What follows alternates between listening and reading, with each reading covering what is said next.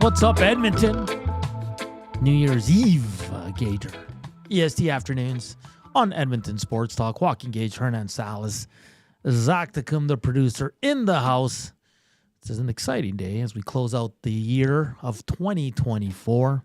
A lot of good in the world of sports, some bad. We'll get to all that, Gager. Okay.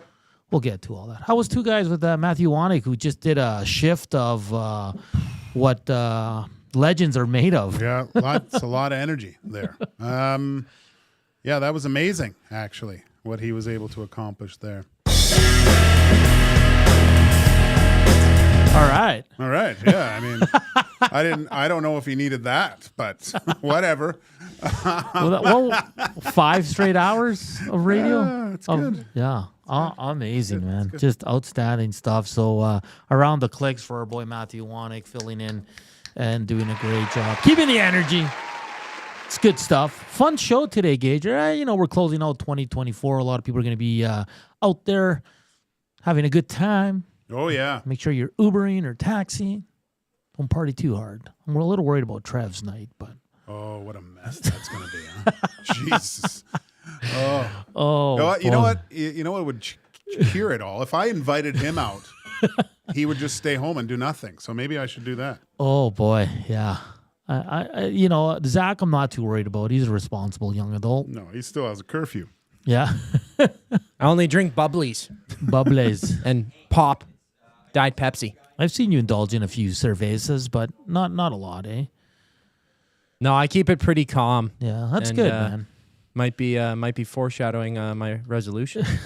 Oh, interesting. Wow. Like I said, fun show. Of course, it's Oilers game day. Jeff Skinner back in the lineup. Chris Knobloch alluded to potential lineup changes. We won't find out until they hit the ice for warm-ups at 6:30. Reminder, Oil Stream pre- and post-game shows tonight with Tom Gazzola, Matt Cassian, and myself. We start at 6 with the pre, and right after the game, it's going to be a tight post-game show because there's places to be.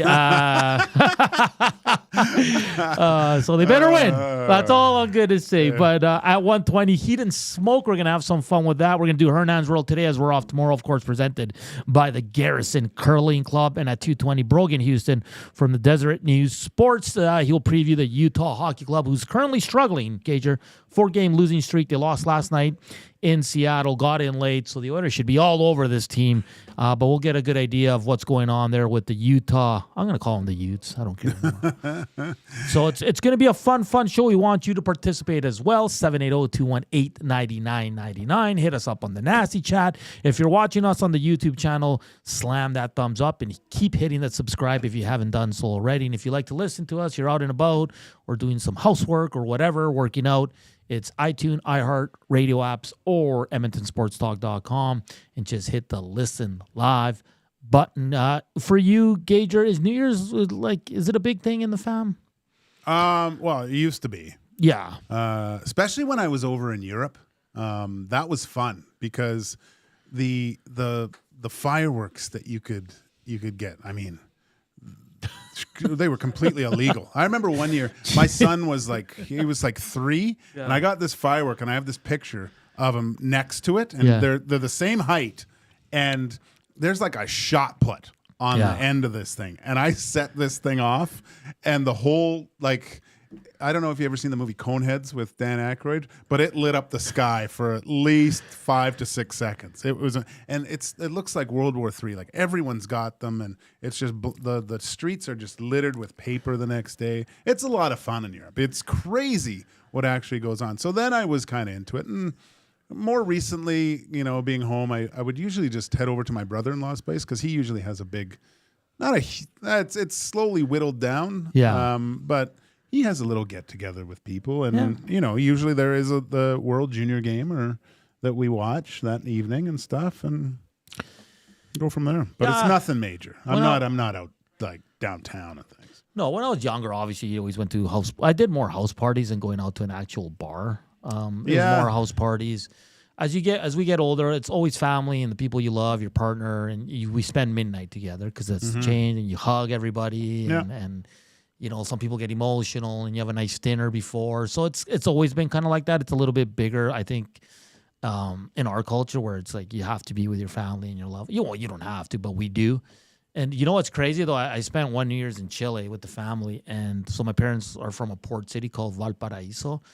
So what they do every New Year's at midnight, it's fireworks for the whole city over the ocean. Oh, it looks and they turn all the lights off in the city. Oh, cool. And then they play the national anthem for the whole city. Holy smokes. Right after the fire. It is truly amazing. It's hot. It's wonderful. And then you go on the streets and you party till like 6, 7 a.m. Because they have those Brazilian drummers on the street. Everybody's just on the street dancing, having drinks. It was quite the experience when you grow up kind of like in a snow-filled holiday season when you do it somewhere more tropical. It's just different, man.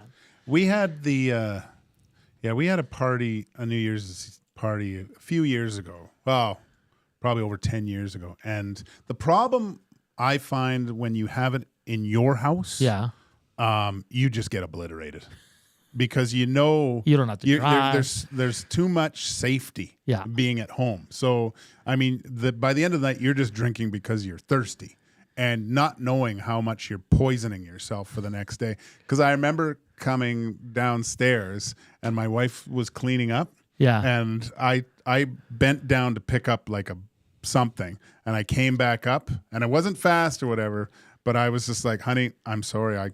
That's it. I'm done. I had to go back to bed. It was just, and since that point, I've never done that again. Well, it's always tough too when it lands like it does today. Like you get middle of the weekday off, but then you're back the next day. So if you're older, your 2-day hangovers are going to creep into your first day of work in 2025. You want New Year's Eve to land on a Thursday, because then you'll get the Friday off, and then the whole weekend. So the whole weekend to have the booze blues. And maybe start feeling better around Sunday afternoon. Yeah, so it's going to be a fun one as we welcome in 2025. Looking forward to the new year. You just look at both of us. I mean, I was with the Elks start 2024, left at the end of August. In my wildest dreams, that I think I'd be back doing, radio, video streaming. I knew you would be. Yeah, I did too, but I didn't think this quick because really? I always said I wanted to give the Elks at least 5 years, but then when opportunity presents, it doesn't wait for your plan. Right? You got to kind of jump on it. So, and you as well, kind of like your first go around as a full-time host in this business, so it was a little bit different. I can't believe I added more to my plate, but no, it's good. It's really good. It's fun being here. I said it on the morning show this morning. It's good to get to know everybody a little bit better. You know, like I was in, I did the hangout before here and there. And of course with two guys, I was still around, but it was just, it's nice to kind of,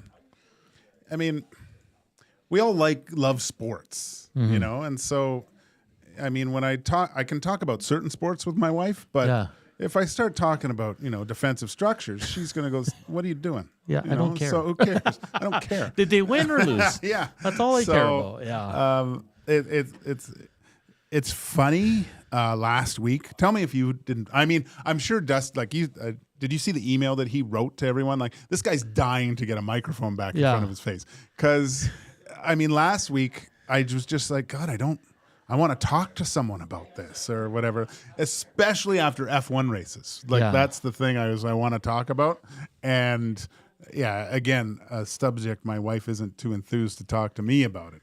But it's just nice to have that, just someone to vent to or to bounce ideas off of different things that maybe you're thinking about that are off the wall. And you guys can tell me if I'm completely out of my mind or not.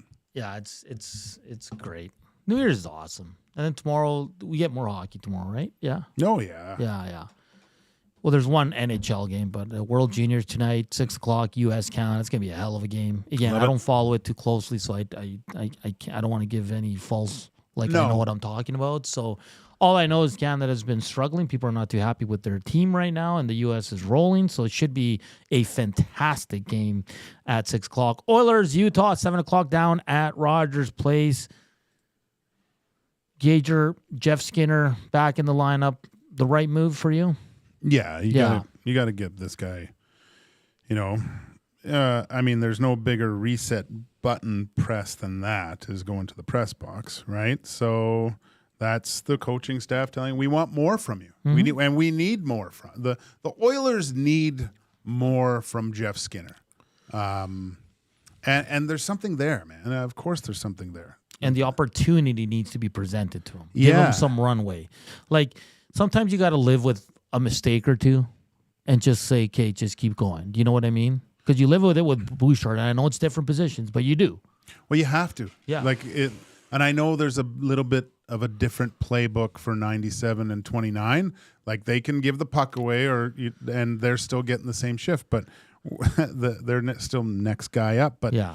if Skinner's out there and makes a mistake, I think the best thing for him would be to put him right back out there afterwards, saying, "Look, no, we need you here. You can't be the grocery stick at that point on the bench." And Chris Knobloch said there's potential lineup changes coming. I'm intrigued. I truly hope we see another left winger with Draisaitl. Again, nothing against Podkolzin, and just more offense from that spot. Gager, he might be just playing. He's done this before. Yeah. Where he's teased us and he makes no changes. So we'll see what happens. Jasmine says, Gager, I'm willing to squash your beef for the new year if you get better movie taste. Oh, stop. Happy New Year, Gager, Hernan, and Zachary from Jasmine. Happy New Year, Jasmine. Whatever, Jasmine.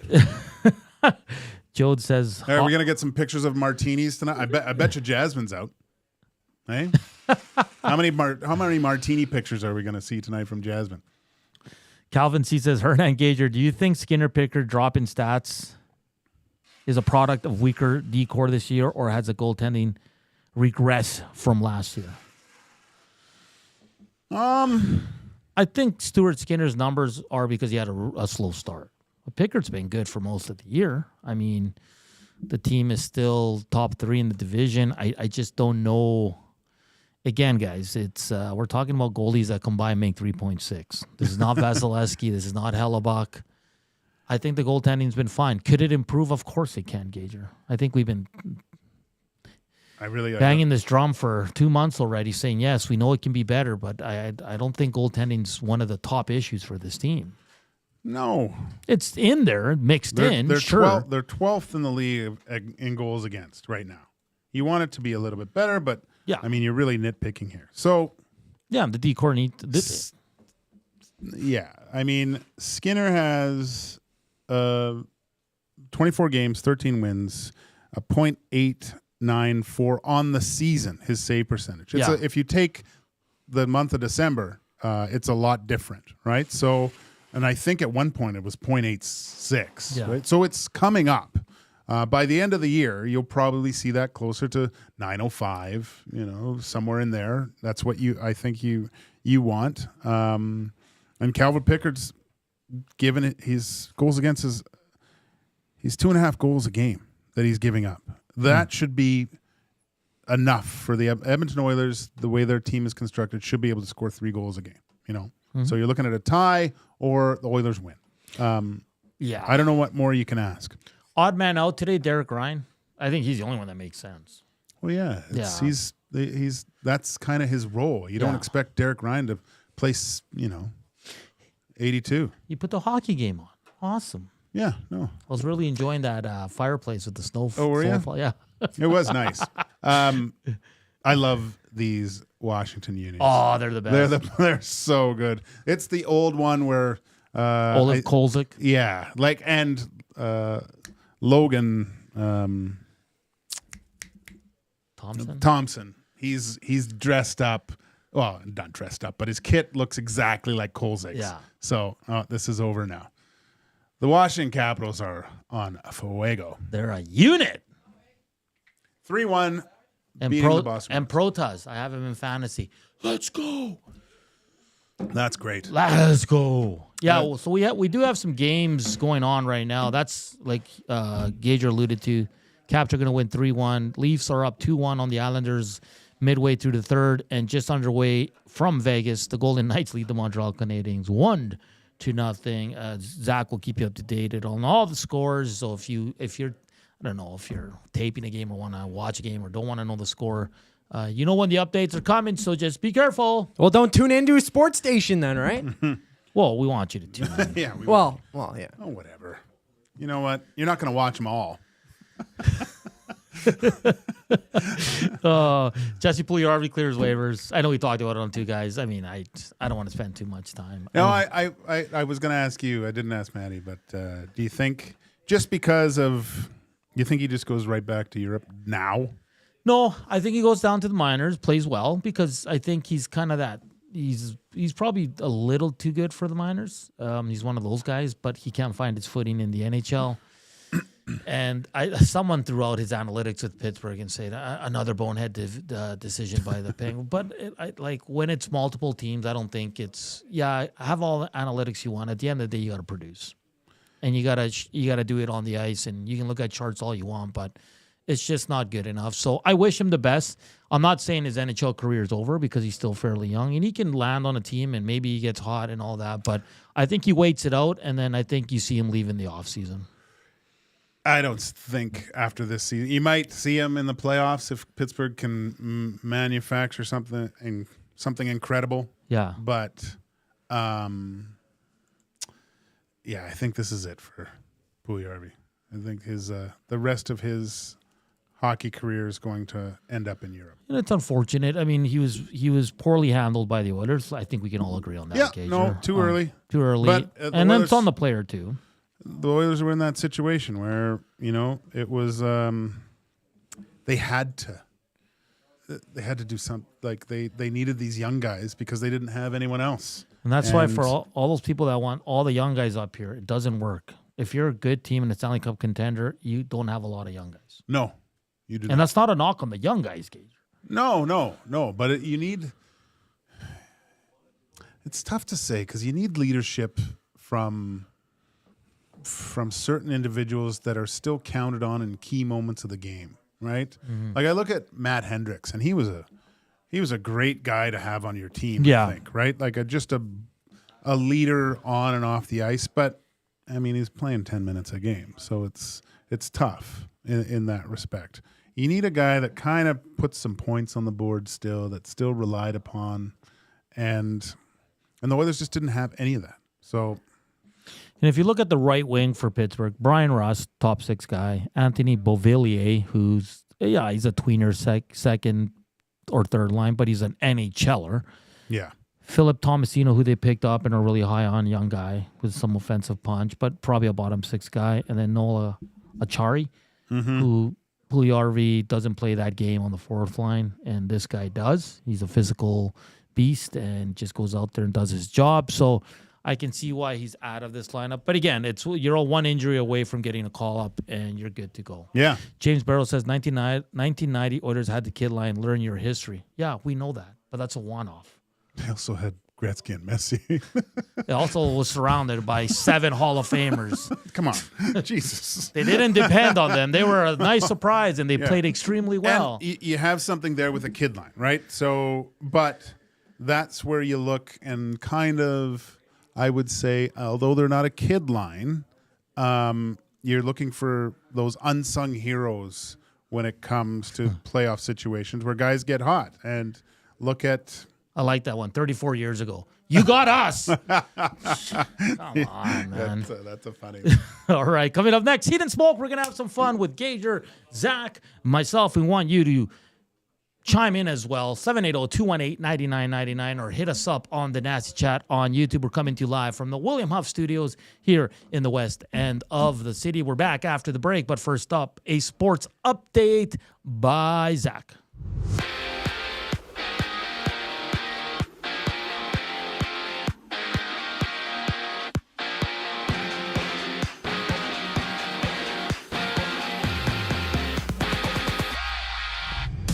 The Oilers play their final game of the year when they host the Utah HC, and you can join Tom Gazzola and Hernan Salas live at 6 for the GCL Diesel Oil Stream pregame show. Only on EST. And moments ago, the Caps beat the Bruins 3-1, and right now the Islanders need a goal to tie it 2-2 with the Leafs with just 10 minutes to go in that one, and the Golden Knights have an early lead, 1-0 over the Habs, that one, in the first. And in the World Juniors, Finland has the only goal in their game against Latvia entering the second, while Canada and the United States duke it out later tonight with Sweden also battling Czechia. And 2 games are underway in the NBA, having the Raps up by 1 early against the Celtics, and the Bucks down 10-8, seeing both games early in the first quarter. This sports update is brought to you by the Capital Care Foundation, and financial support deeply affects residents at Capital Care. Whether it's a one-time donation or a monthly contribution, every penny counts. Donate today to the Capital Care Foundation. Find them online at capitalcarefoundation.net. We return on the other side of the break with Heat and Smoke here on EST Afternoons. I'm Zachary Kubusch, keeping you in the loop.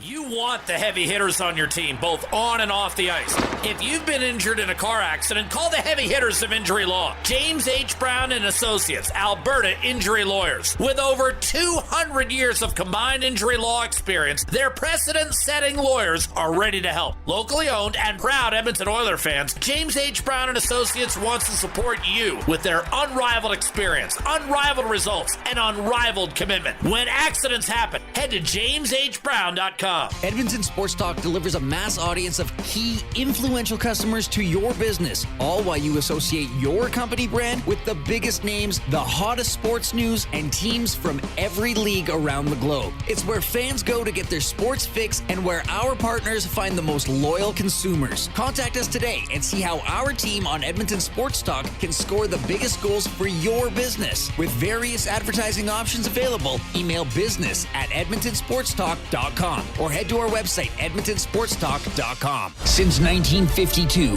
William Huff has been the heartbeat of Edmonton's advertising world. From humble beginnings to a citywide powerhouse, we've been the go-to for signage from print to design and installation. Partnering with Edmonton's top sports franchises and major events, we've helped shape the city's global reputation. Our secret? Unmatched customer service, decades of experience, and a passion for excellence we call the William Huff Advantage. Visit us online at williamhuff.com.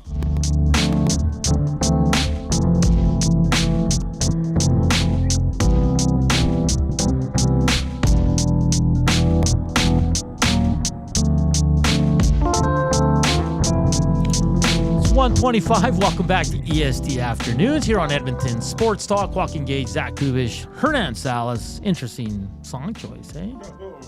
That's like That's what you should be playing at 12 when you're about to make out with somebody. I like it. It's a good tune. It's a good tune. Yeah. Good job, Koob. The sensual tune. The sensual tones of Zach Kubusch. DJ Koob! I'm just looking up your dinner choices right now for this evening. Oh. I think it's number 16. Okay. Okay. Thank you. You're welcome. Let's get to the Heat and Smoke. Brought to you by... Nobody yet?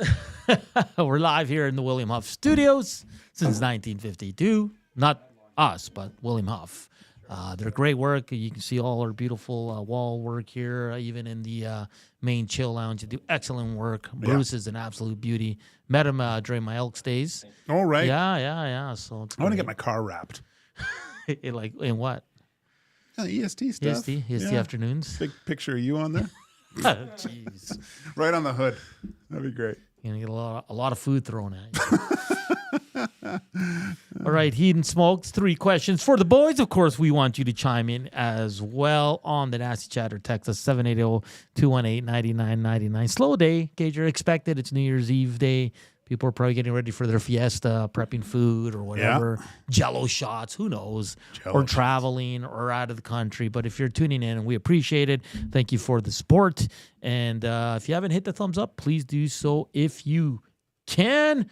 All right, boys. The Oilers' next 6 games are, I'd say against teams that they should beat. But, the NHL with the parity and all that, it's not always that easy. Their next 6 games starting tonight: Utah, Anaheim, Seattle, Boston, Pittsburgh, Chicago. What will their record be in the next 6, Gager? Then Koob. 6-0. Okay, you said 5-0 last time I asked you this, and it was like that really tough schedule, and they went 4-1. I know. So I'm not going to mock you for your selection. But are you being serious? No, I'm being serious. Tonight, Anaheim, yep. Seattle, yep. Boston, yep. Pittsburgh, yep. Chicago, yep. This is 6-0. Okay. Coop? Well, I'm less of an optimist. So, it should be 6-0. These are not really teams that are in the same category, I guess you could say, as the Oilers. But I'm going to go 4-2. I think they might drop one against Boston. And for some reason, I feel like the Kraken always has a good go at the Oilers. So 4-2 in the next 6 is my prediction. I don't mind that. I'm going to go 4-1-1 because you guys know the Oilers, when they see an opponent that's not as strong, they seem to take it easy one night, here and there. So I feel like they're going to lose one, and I think they're going to lose one in overtime. So 4-1-1. What say you? Let us know. Nasty chat or at the inbox 780-218-9999. Now we're going to have some fun, fellas. All right. About time. I want a New Year resolution, realistic one, from both of you, and I'll give you mine as well. And we want to hear yours. Like, the gym one is obviously the most famous one. It's a ridiculous one. I'm going to stop smoking darts if you're a smoker. I'm going to go dry January, February for many.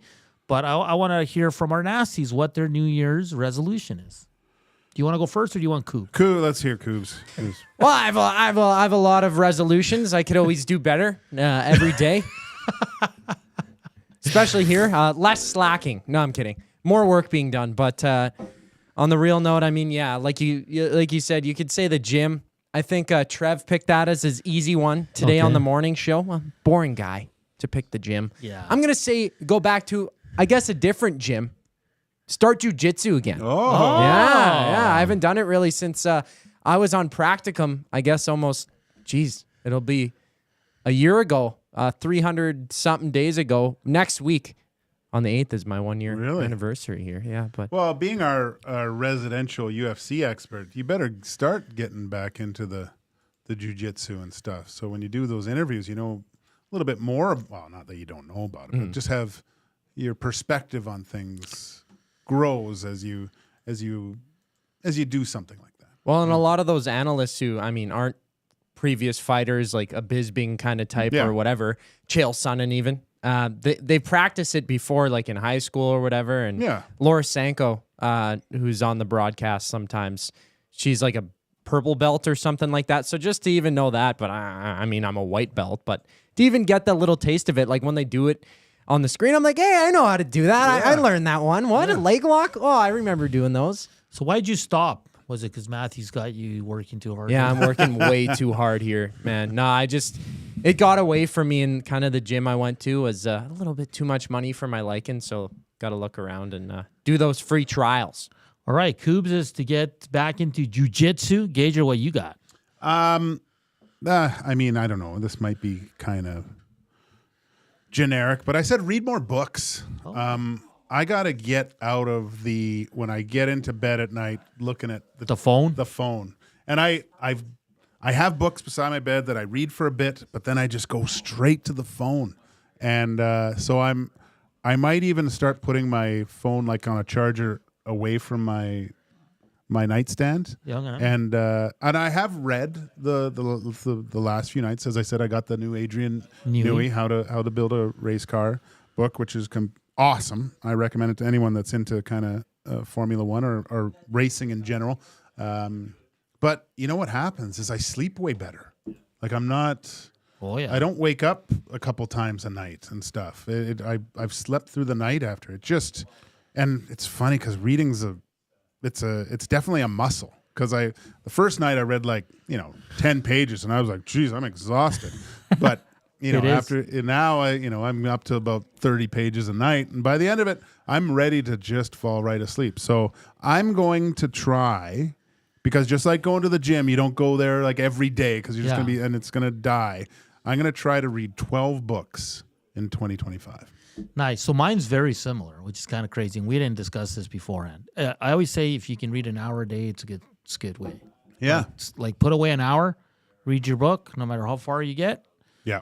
And like you said, you can be really into the book, but it is perfect for you to go to bed. Yeah. Yeah, because you'll get tired. I look forward to it too. Yeah, 100%. So mine is like, and it's funny because in my 20s, you wouldn't catch me with a book if, seriously. Yeah. And then as I got older, I started reading sports books. I got really the first one, Moneyball. I read one about Bill Pellet, so I got really into it. Now I'm kind of all over the place. I'll read different biographies or fiction, nonfiction stuff. So for me, because in 2023 I did pretty good. I think I read 13. Okay. Last year I kind of dipped. It was just really busy with Elks and then transitioning to here and a bunch of other stuff. I only read about 8 or 9. So this year I want to read 2 a month. Wow. Yeah, double it. So 1 every 2 weeks. Okay. Yeah, and I'm well on my way. Yeah? So, yeah, I already got, because I got a Niners book for Christmas. I'm already halfway done. So I'm going to count it for January because I'll finish it in January. Yeah. And then just kind of adding to the list. Reed had a book segment yesterday, and one of the books, it's funny that he mentioned, I was reading about it, but now I'm going to read it because he put it as his favorite from 2024. So, yeah, try to read 2 a month. All right. Yeah. That's, and like you said, it keeps you away from this and the late night TV watching. The studies that are done with that blue light too is it doesn't, you don't sleep as well. Yeah. Essentially, is it you stay up and your brain can't shut off. And I was actually looking at stuff. Reading changes the way your brain is and gets you more prepared for sleep. So. Well, like when you have that blue light, like your brain thinks it's morning time because it registers that. And even when I wake up, and if the first thing I do is roll out of bed and look at my phone, it's just like it just hits me like that. That's another thing I know because my alarm's on there, so maybe I need to get a different alarm because I don't want the first thing I reach for is my phone. That's a hard thing too. And after 10 o'clock, like there's not going to be any sports news dropping. Oh, that's another thing. Yeah, I'm in bed by 10. Yeah, like what are we waiting for? You're just scrolling the same things over and over and over again. So I think the book one is an excellent one. And so I buy the physical copy or I get them on my ebook. I like both. Like I can go in between both. Like I think I read faster on the ebook. Really? Yeah, because you're just swiping, right? And it's just you don't even notice when you're like halfway done. I have a terrible story about those books. Back in my former life as a in-home technician, a lot of times I'd have to go in and set up old people's devices on the Wi-Fi, right? So I went into a seniors facility, and it was an awesome woman in there, and she had one of those Kindle ebooks, right? So I set up her internet or whatever, and I did everything, and I didn't really know what these things were, and I saw the name. Yeah. And I was setting it up, and then I go, well, here you go. Here you just, and I didn't call it Kindle. I called it Kegel. And so I said, I set up your Kegel machine, and not realizing what I said, and the look she gave me was just, and I was like, what happened? Like we had something going. Like I said, and then I realized, and then I just bolted for the door after that. I felt so bad, but she probably had a laugh with her friends after that one. Oh, so Zach is to do jiu-jitsu. You is to read 1 book a month. Mine's to do 2 books a month. I can't believe you said that. What? We've been spending way too much time together. I know. I was thinking about it since yesterday. Penner's Pancake says mine is cutting out late night eating. That is my Achilles heel. That's terrible. Oh, it's awful. Yeah. Shut it down at 8 or 9. Yeah. Just shut it right down. And if you have the urges, just go. I mean, it's bad because you probably be up peeing all night, but just chug some water. Coconut water, too. Bones says, I want to expand my social circle in 2025. Nasties and other interesting people. Yeah, I like that one. That one's good. I like the self-improvement ones. Yeah. I mean, they're all usually self-improvement ones, right? But just aside from wailing on the pecs, you know? Yes. All right. And then the last one, and we want our nasties to chime in as well. Your favorite moment on EST afternoon so far? Could be a guess, could be a conversation, could be something behind the scenes. Zach, do you want to go first? Well, as you guys know, I love my MMA, and I don't know if I was ever more excited for a guest on any show. Maybe Rose when she came in here. That was the most excited I was for a guest. But the secondary option right on this show would have been James Lynch joining the show, man, to talk about John Jones and that. fight that went down. And actually, I was scrolling Twitter today. Turns out it's his birthday today. So happy birthday to James. But I think he was a great guest, my personal favorite. And if there was a guest of the year vote for the Estes, an early one, I think would be him. Nice. I like that one. Good stuff. Mine is broadcasting from Commonwealth when we went down there For Chris Morris. I thought that I've never been on location for anything like that. Got to be part of the press conference in the dressing room after and see how everyone interacted and talked to everyone. I thought that was a pretty cool moment for me because I've never done anything like that. Yeah, that was cool. We went down there twice. I think the second time you didn't go, though, when Ed Hervey was there. No. You got... No, because it was earlier, and then we came here and did the show. I'm going to go with probably our first show. The nerves were really high. A lot of anticipation. People wanted to watching us. I've never hosted outside of a podcast. Like, I never hosted at 12:6. I was always a co-host. So I was a little bit nervous with that. And then the best part of it is, like, you're coming in. There's not much news. The Elks won on Labor Day. So we were going to talk about that. But then around 10 a.m., we get Leon Draisaitl, 8-year extension. And it just vaulted us into having a really good first show because we could talk about Leon Draisaitl for 2 hours. So that's saved by the Edmonton Oilers. I don't know who made that happen. Maybe my buddy Pierce. He said, let's help the boys out and announce this today.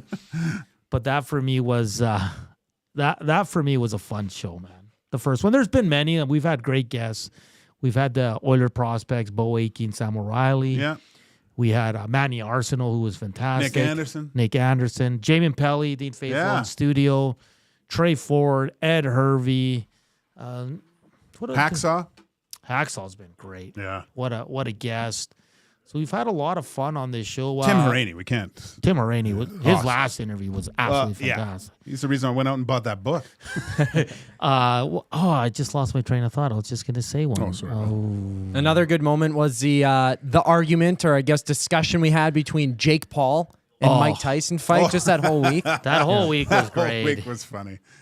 He's fighting McGregor next? Is that what I saw? I don't know. I don't care. Means done. McGregor's washed. But the fight was so terrible, but the week leading up to it, man, did we have fun talking about that. Like, it's crazy that there was more talk about that than the actual heavyweight championship fight between Usyk and I didn't even know that was Gypsy. happening. Yeah, no one knew how that was even happening. Tyson Fury. Breaking Trey Ford on the air for me was pretty cool. Yeah. I'm surprised you didn't say that. Like, I that just was thought of fun it. because this is where you need the extra cameras in here. Because you would have thought that Hernan over here scored the overtime winner in Game 7. There was just a big and jumping all around together because Hernan broke the big news. It was awesome. We were having our engineers Christmas party, so everybody was feeling pretty good that day. But Davis Alexander, another great guest. Yeah. Yeah, so we've had some pretty cool ones. We had a really cool one, Bale, last minute, but he did apologize, and we're hoping to have him on in the new year. Oh yeah, we will. You know what? I was hoping it just landed weird, but there's another guest that said that they would come on. So you haven't even told me. No. Penner's Pancake says, I really like the highlight, low light segments. I look forward to those. Well, thank you. And you know what? Those came from one day the Oilers played really bad, and I was like, I'm going to clip some of these goals. Yeah. And then it kind of took on a life of its own, and now we do it after every game. So thank you, Penner's Pancakes. That is a fun segment, just to look at the good and the bad from the game. VR Montenegro says, the Red Light District theme making its return is number 1. Awesome. And then Chief Andy says, my goal is to lose weight. The plan, stop carrying other people's expectations. Good one, Chief Andy there. All the best to you. And what's your favorite moment from EST afternoons? Because if we look at EST in general, guys, I think the Estes was a hit. Yeah, that was awesome. The Estes rap, our boy Kubusch rap with Josh Clausen. It's crazy. Like unreal. The day the arcade machine arrived. That one's better than the rap by far.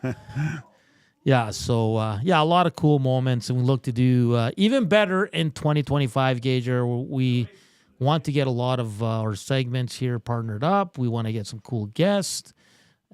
Some really cool F1 guests we're trying to work on here, and just continue to have fun. And we do appreciate all the listeners, the support, the downloads, the views, the thumbs up. It's been great. The sport's been great for these two knuckleheads that got a show. Yeah, just Ken texted in. I'm trying to read more prose books versus comic books.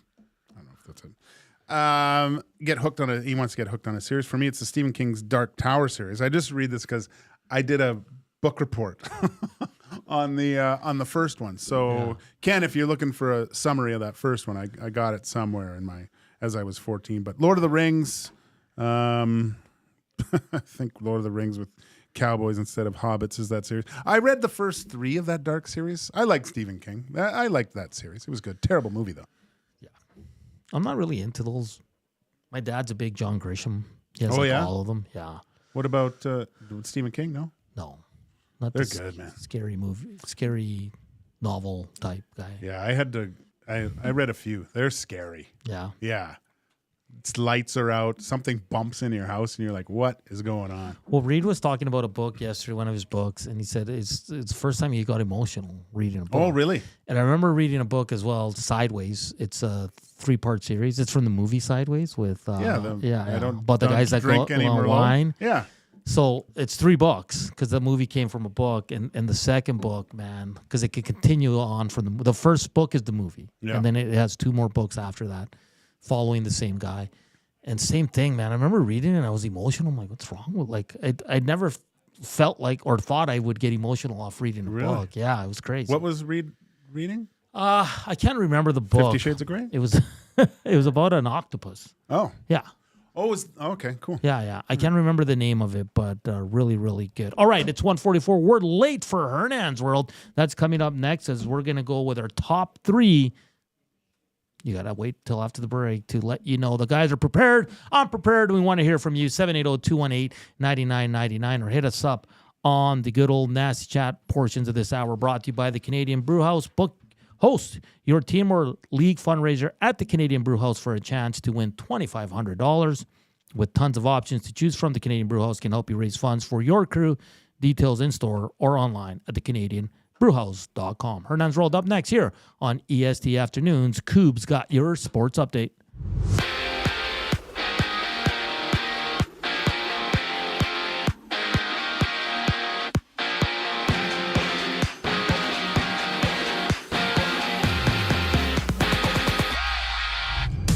Utah plays Edmonton to send off 2024, and you can join Tom Gazzola and Hernan Salas live for the GCL Diesel Oil Stream pregame show just an hour before puck drop right here on EST. And earlier, the Bruins dropped a 3-1 decision to the Caps while the Maple Leafs walked past the Islanders 3-1 as well. And right now, the Golden Knights have up by 1 in their game against the Canadiens at the end of 20. And out east, Finland's up 2-0 over Latvia midway through the second before Canada takes on the United States and Czechia plays Sweden.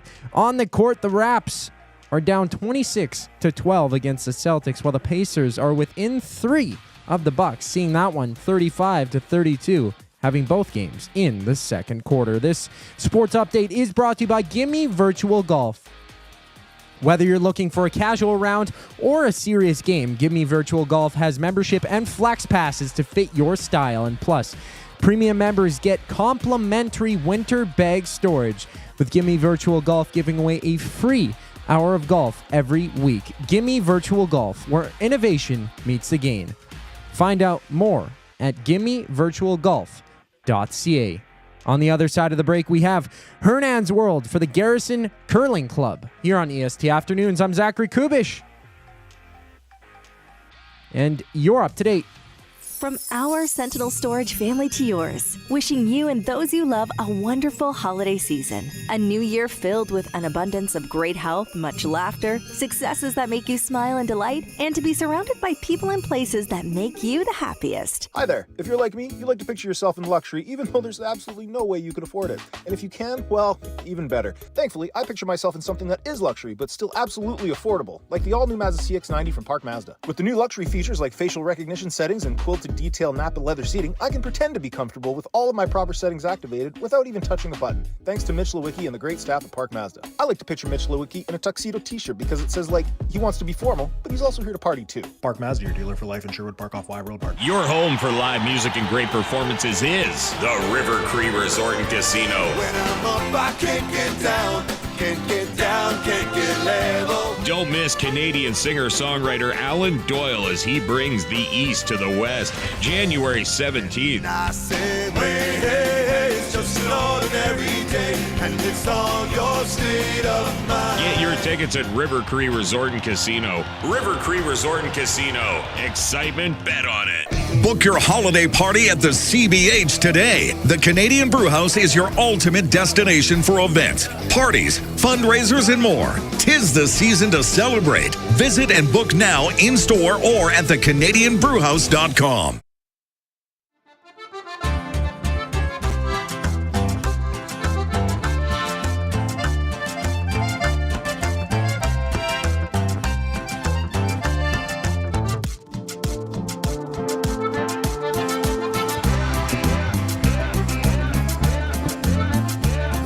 It's 1:48. Welcome back to EST Afternoons. Some Latin flavor there for you. Good job, Coop.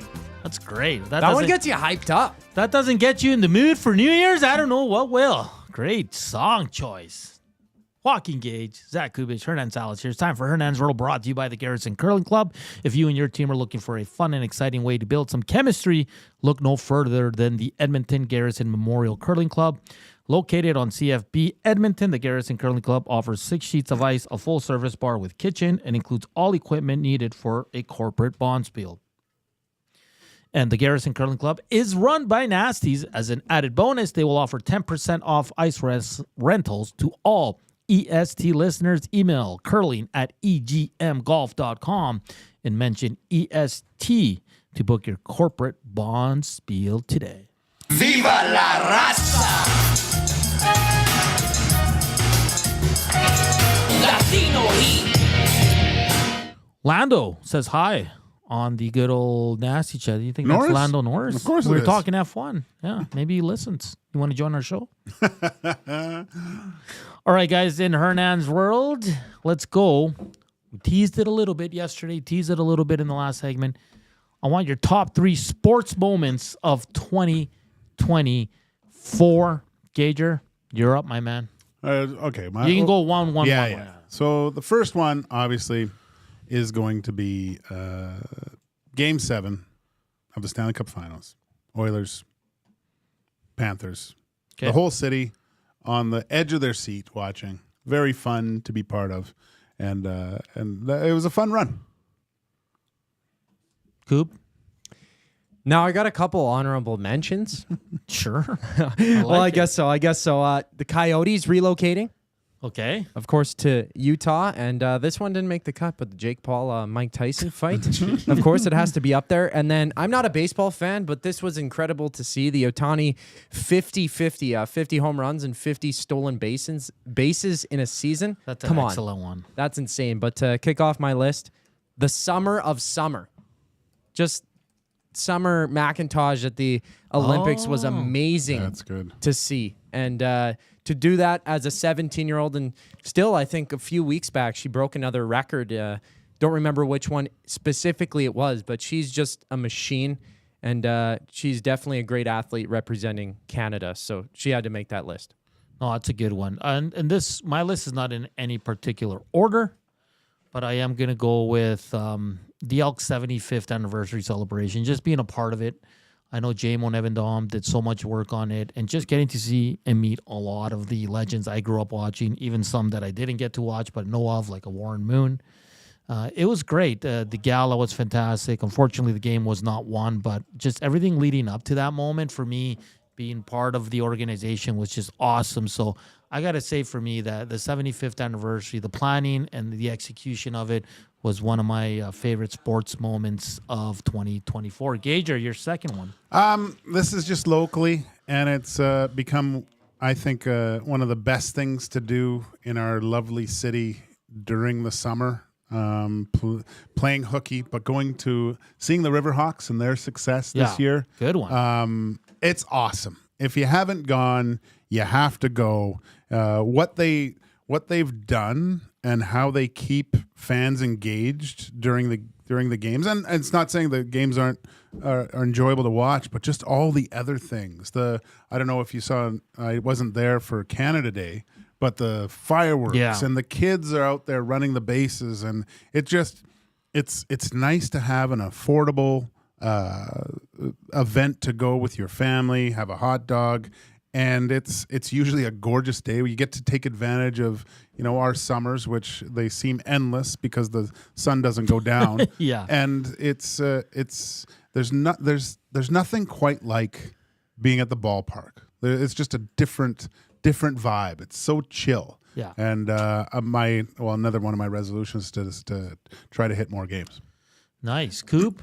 That's a good one. And watching the Riverhawks, just fantastic. And their merch, man, it's awesome. It's awesome. So I got to pick up some more merch once their next season comes around. But the second one for me would be the EST tailgate at the Elks games. Yeah. Me and Trev going down there every home game, seeing all the nasties and stuff like that, and just being in the environment, even though it was a losing team. It was such a great atmosphere to be around there. Fans still knew how to party and enjoyed themselves even before kickoff. So it was just fun to see that. That was my first taste of it too, as for Trev as well. So just being at the EST tailgate down there, and hopefully we're back next year. Yeah, my second one, you already touched on it. I won't say Game 7, but I'll say the Oilers Stanley Cup run. I'm old enough to remember 06. I was a lot younger and partied every second day. This year was more tame, but I enjoyed it a lot more. Just watching the game, with people you love and kind of just always at home. I don't think I went out for one game, to be honest with you. No. And, we were working, too, with the Elks and all that, so it was a pretty busy time. But what a run.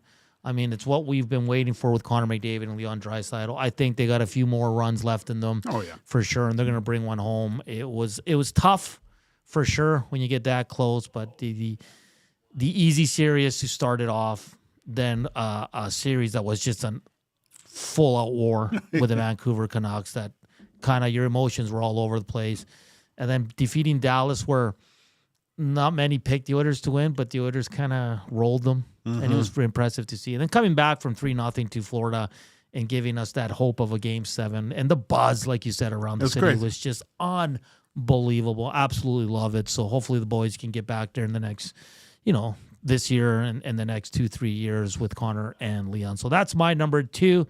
Your third one, Gager. This is a little bit more personal for myself, but it's usually around end of March through April is competition season dance-wise. Okay. All right. So my daughter is full on with the 22 numbers that including solos and groups and duos and trios that happened this. And last year, she was voted. One of the dance competitions is called Fever, which and she won the Face of Fever that year, which included she had to go to Toronto for a whole photo shoot of all these things. And so this year coming up, she'll be on the billboards. Like when you walk in, it'll be my daughter on the big billboards of this competition. So cool. That was a pretty cool moment to see my daughter get chosen there, because it's the pictures are phenomenal, and some of those memories will last forever. That's awesome. That's a great one. Koob, your last one? Well, yours was a lot more personal, I guess, than mine was. Mine's more selfish, even though I'm passionate about it. But that's great to hear about your daughter kind of getting that recognition as well. So that's amazing to hear. For me, it was when UFC came to Edmonton. Of course. Tony Gazzola was down there as well. Tony Gondola or whatever. He was having a great time down there. Didn't get to see the man personally at the event, but I hear great things about Tony.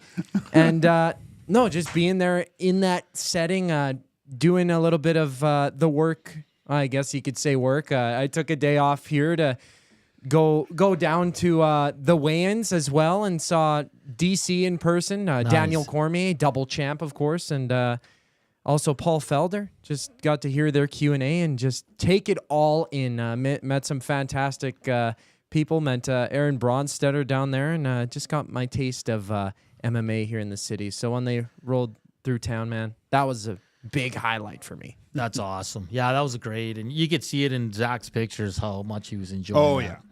Yeah. It was great. That was good. And some good fights as well. My last one, I'm going to go to the world of football. Soccer.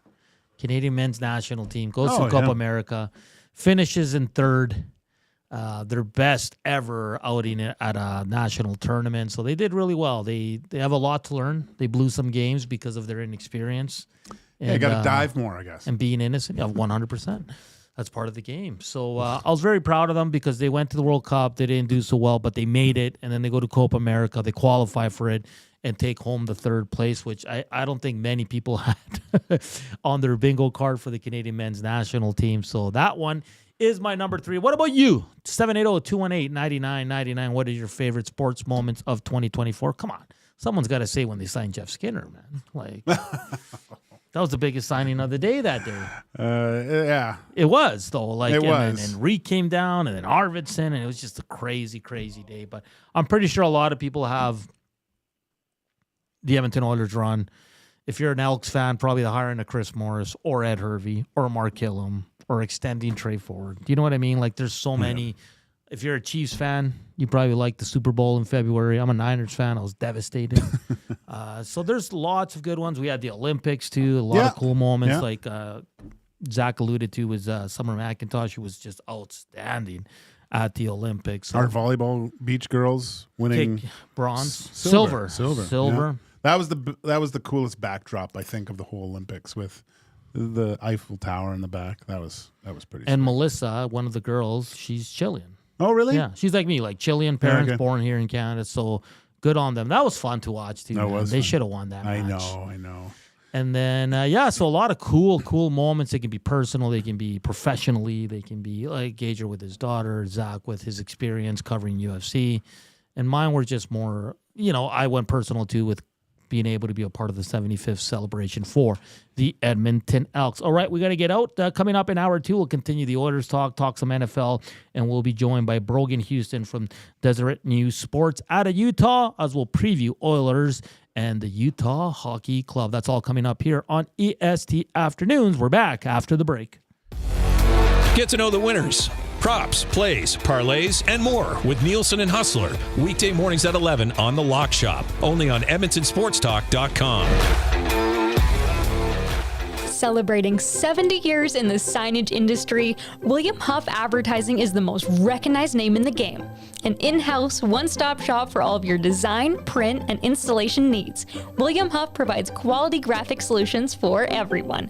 Here in our City of Champions and throughout the nation, they are the preferred signage partner entrusted by many of the biggest corporations, pro sports teams, and organizations to bring their identity to life. Recognize the name, get in the game.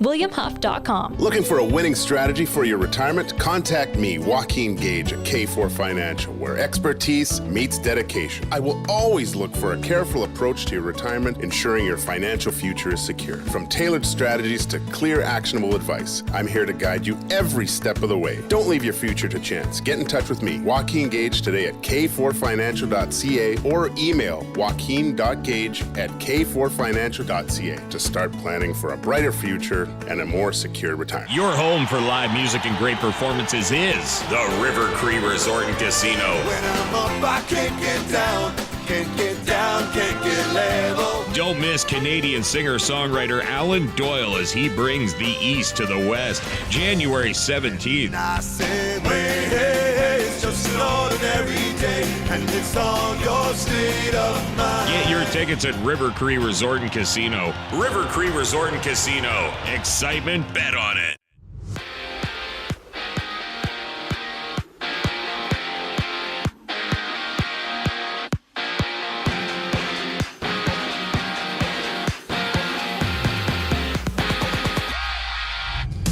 Jeff Skinner slots back in, and Stuart Skinner gets a start for the Oilers in their game against the Utah HC. And you can tune in to the GCL Diesel Oil Stream pregame show with Tom Gazzola and Hernan Salas live at 6 right here on EST. Elsewhere, we saw the Caps beat the Bruins 3-1 and the Maple Leafs get by the Islanders 3-1 as well. Right now, the Golden Knights stand 2-0 over the Habs entering the second. And in the World Juniors, Latvia trails the Finns 2-0 before Canada and the United States duke it out while Sweden battles Czechia. In the NBA, the Celtics hold the Raptors 38-29 and the Pacers overtook the Bucks 56-48, seeing both games exiting the second quarter. EST Afternoons with Hernan Salas and Joaquin Gage continues right now.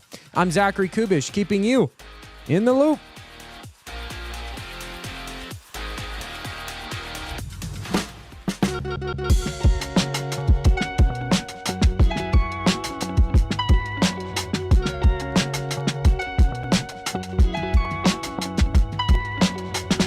It's 2:03, hour 2 here on EST Afternoons. Hernan Salas, Joaquin Gage, Zach Kubusch in the house. Portion of this hour brought to you by the Canadian Brew House. Host your team or league fundraiser at the Canadian Brew House for a chance to win $2,500 with tons of options to choose from.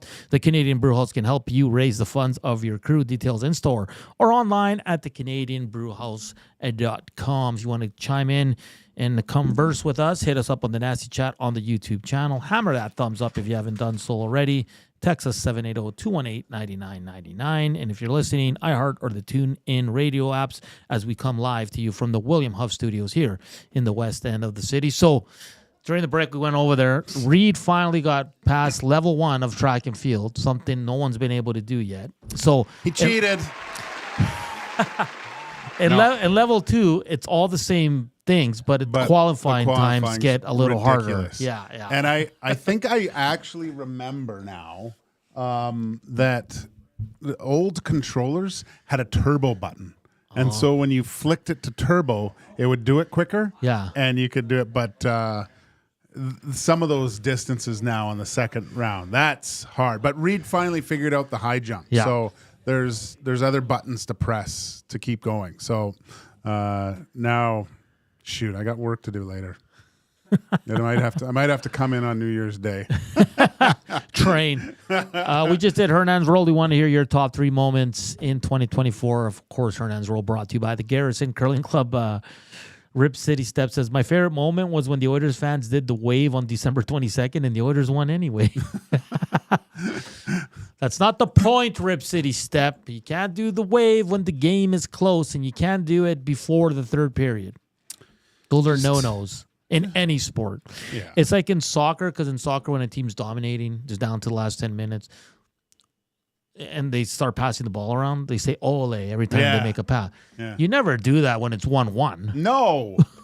Like, that's my point. Like, it's so many rules when it comes to waves and oles and stuff. So in Edmonton, I don't know when in Edmonton the fans started doing the wave in the first, second periods. I just don't know why. No, it was always something to celebrate the game. The game. It was over, you know? Yeah.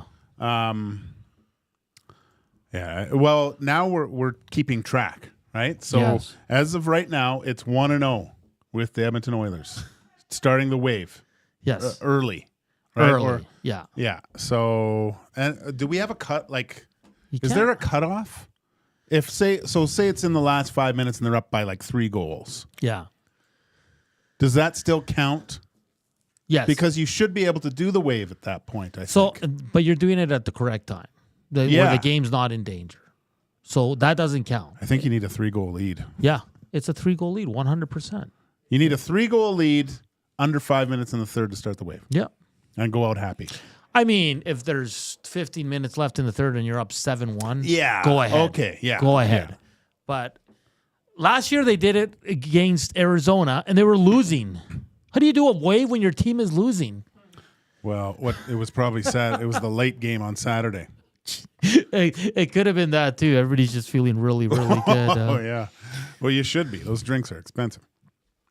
So my Niners almost pulled it off yesterday. No, they didn't. What do you? They were leading for most of that game. I was watching the second half, and at no point I thought that the Niners were going to win that game. Okay, but you missed the first half where they were awesome. Ugh. They were, Yeah, they just got smacked around. Well, Jake Moody can't hit a kick, and Brock Purdy, for some reason, in the second half, just can't figure it out. I wonder if he didn't come back after the injury, right? No. Yeah, I wonder if that was hurting him before, though. Something happened before, because it was a weird play that he got actually injured on. Yeah, no, he was fine. Like in the first half, he was awesome. So this is per Monday Night Football broadcast. Yesterday's game was the first game in 87 years with 10 or more TDs and no punts. Oh, wow. Yeah. How crazy is that? It's a good game to watch, though. Yeah, it was fun. It was fun. And Dan Campbell, like the fourth down machine. Like, you're like, yes, they stopped him on 3rd and 5. You're like, wait, this guy's going to go for it. Again, I'll say this. He's going to blow it for his team. Because yesterday, too, like, did he have to play all his starters? Like, he was like, do you know what I mean? Well, they can still clinch the division, though, right? With a win? They have to win the last one. They play Minnesota next week. And the winner gets the division. How good is that game going to be? Yeah. So for 49ers fans, disappointing. But the good thing for Brock Purdy is now they're not, I hope they're having some reservations about paying him top dollar to be their quarterback. Because you can't, from what you've seen the this bloom's year. Off the rose a little bit here. Yeah, he had the opportunity to be great this year, and he's crapped the bed in the second half almost in every game. Like, it's been bad. Yeah. So now you take a more, I guess, measured approach to it and say, okay, Brock, like, yes, you've been on a really low deal. Your rookie deal, which pays them like $1 million a year. Do they bridge quarterbacks in the NFL? They might have to with this guy. Yeah. Or you might go and get someone else that's a legit. I'm not going to say, I think Brock Purdy's a legit starter. But but like you said, I think he's coming back down to reality. Yeah. How did you say gross to my picture? Because Mercedes guy, man. Yeah. He just doesn't look good in red. Are you kidding me? Well, he's a good-looking dude, so like he's always great in red. He's always gonna look good. I'm just being a hater, but yeah, he does. That's where I posted a picture because tomorrow Lewis Hamilton officially becomes a Ferrari driver, I guess, right? Yeah. So there's a shot of him walking through, and I post it, and Hernan writes gross. Is that the best duo right now going? Him and Charles? Who's better? Yeah, that's what I mean. Yeah. Like, I mean, Max is the best driver, but he's got Liam Lawson now, who's going to get chewed up and spit out. I mean, I hope Liam Lawson does awesome, but I just can't. It's a whole. You've seen what's happened in the past with these guys. He's got 15 races under his belt? No. And he's going, and like Tim said when we had him on, Max chews up his teammates because he advances the car in a way that they just can't keep up. And if it's not going his way, he's gonna pout and be a jerk face, and then the just the pressure builds from race to race. If he's not consistently, in the points, it's going to be very difficult for him. Yeah. So, man, I can't wait for F1. I'm all in. I just finished Will Buxton's Grand Prix book. If you're trying to get into F1, read that book because it's a history lesson, but it also explains everything from tires to the races to the gear they wear to it's just the evolution of F1. And I was telling Gager off air yesterday, it is amazing from the 50s to the 80s how many of the top drivers passed away. Yeah. Man. It is unbelievable how unsafe it was to race back. Seriously, you had to have some big cojones to race back in those days. Oh, man. yeah. Well, and I was reading, I'm at a part in Newey's book where he, a driver gave him another chance to be his race director. And after he messed up in a race because he didn't have enough fuel. He thought he didn't have enough fuel in the car. So the race leader, he was winning, and then he ran out of fuel and lost.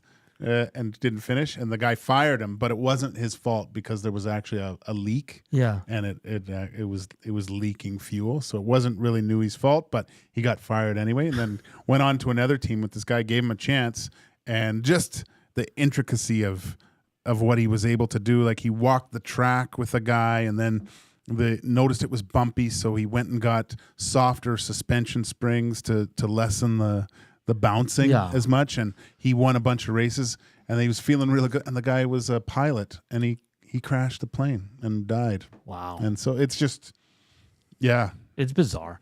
Like some of just the accidents and how much it affected like guys that remained after, and like they wouldn't race anymore because they were so devastated about losing their buddy. And Well, it's wait till you haven't watched Rush, and I won't ruin anything, but it's amazing. Yeah, it's one of the parts of the book I really enjoy is reading about Jacques Villeneuve. Because I always knew, you always heard of him growing up in sports and stuff like that. I wasn't into F1. But his dad was in the racing game, huge, and he was pretty good, man. Who? Jacques Villeneuve, and he was a bit of a bad boy too. I remember because my buddies worked for Molson in Vancouver, and we always had tickets to the Molson Indian, and Villeneuve was always there, right? And then he went to F1, and back then I obviously didn't, but he won the championship in his first year with. He was an amazing driver. He's kind of a little bit of a hard ass too. Like he's he talks about guy like he's brutally honest. I love it when they interview him because he was absolutely ripping Ricciardo last year. Like how is this guy even in F1 still? Like he was his smile's great, but that doesn't win races. It's crazy too with Ricciardo how the poor decisions he made in his career that led him to where he is now. I mean, it all started with like it was hard not to like him from the Drive to Survive series. And he kind of carried it the first few years. But looking back on every one of those decisions was just awful. His ego hurt when Max was the main guy in Red Bull. That's why he left. I know. Yeah. But he should have stayed. No, that's what I mean. They That's what the book says. They could have possibly been like a Bottas and Hamilton, Just dumb. Yeah, it's such a good book. I'm going to pick up Adrian Newey's as well because No, don't. I'll give it to you. Okay, Tim recommended it as well. But seriously, if you're getting into F1, get Will Buxton's books called Grand Prix, and you'll learn so much. I'll finish it in a month. About February. Rip City Step says, I believe Hernan and Gage will win this show. What show? What are we talking about? I'm confused, Rip City Step. I like this one from GLT3. Whoever starts the wave early tonight is buying beer for everyone in the arena. That should be the rule. It's like ringing the bell. I remember doing the post game with Tommy at the Ice House, and that bell, if you ring it, you're supposed to buy a round for the whole bar. Yeah. And so many guys would come in and ring that thing, and then the waitress would come over, and the guy go, no, scared to death. But it was pretty funny. So yeah, they should. Whoever starts that thing. Yeah. Free waters. Consequences.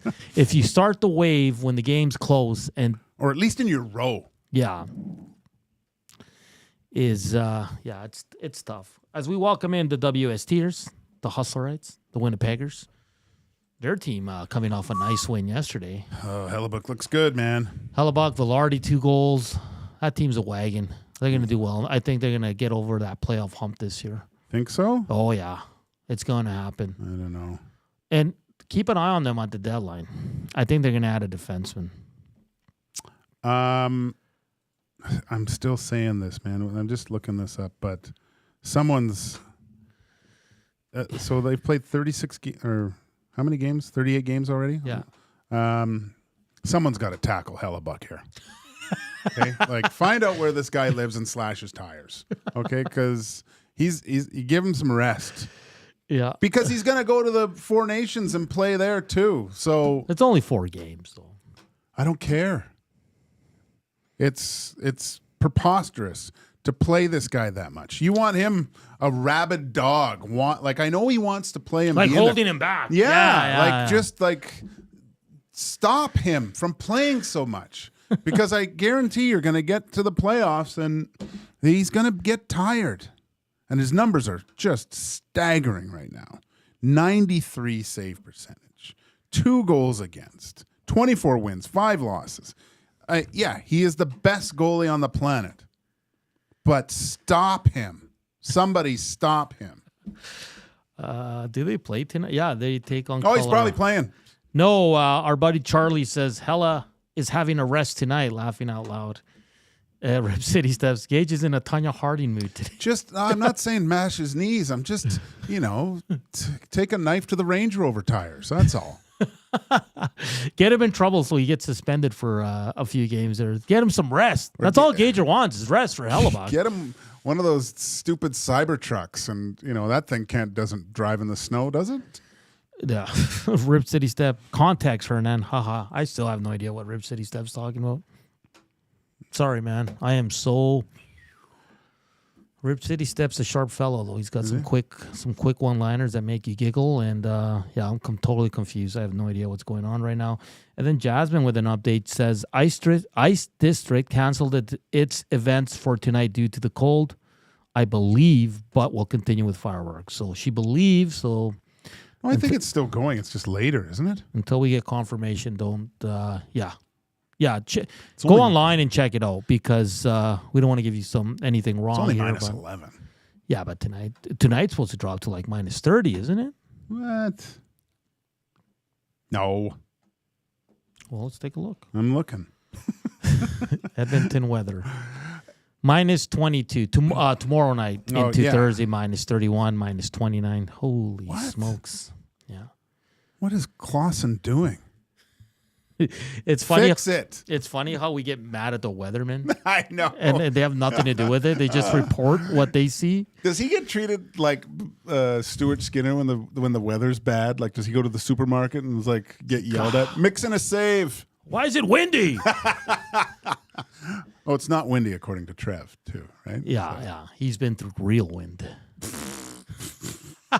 Hey, it's the windiest place in what was it, North America or something like that? Like, where's he from again? Medicine Hat? No, Pincher Creek. Pincher Creek.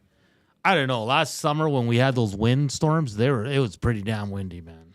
Yeah. I don't know how much more windy you could get in Pincher Creek, but according to Trev, it's like you can basically take off.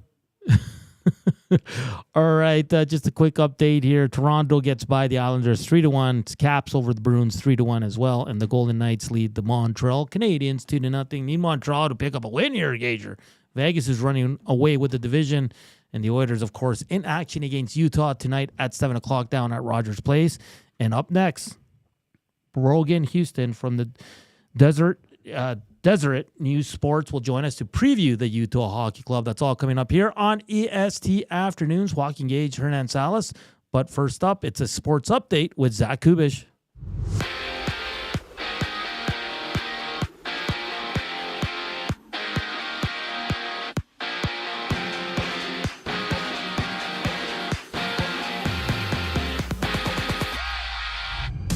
Edmonton plays their final game of the year when they host the Utah HC, and you can check into the GCL Diesel Oil Stream pregame show with Tom Gazzola and Hernan Salas live at 6 right here on EST. And earlier was the Leafs getting past the Islanders and the Caps beating the Bruins 3-1, while the Golden Knights hold a 2-0 lead halfway through the second against the Canadiens. And in the NFL, Josina Anderson has reported on Twitter that the Cowboys are releasing Ezekiel Elliott, and supposedly Elliott has requested the release.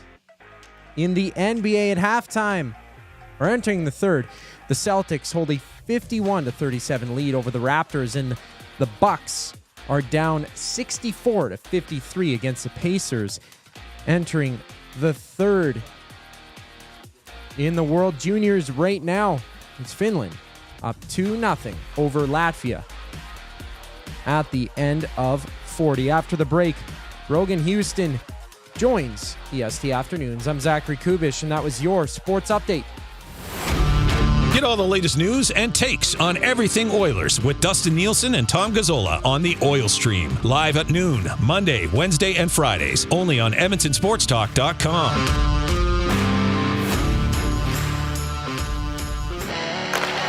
Hockey lives at the Canadian Brew House. Every Oilers game day, get $1 off tankards of Molson Canadian and Coors Light. Plus, you can win game tickets and a surf and turf dinner for two at the end of the season. Full details at thecanadianbrewhouse.com. Your brand deserves more than just a whisper, it deserves a buzz. At the Hive Product Marketing, they specialize in promotional products that bring the buzz. From eye-catching giveaways to unforgettable keepsakes, they got the perfect products to make your brand stand out and get noticed. Visit the Hive Product Marketing and let them create the buzz your business deserves. The Hive Product Marketing, the official merch partner of Edmonton Sports Talk. Visit them online at thehiveproductmarketing.com. In life, it takes a village. From childhood to your golden years, we all need support. At Capital Care Foundation, we've built that village for our 2,100 seniors. Join us in creating a nurturing environment that feels like home and fosters community connections. Your donation makes a difference. Visit capitalcarefoundation.net today and become a vital part of our village. Because together, we can make every stage of life a shared journey. Be a part of the journey. Support Capital Care Foundation.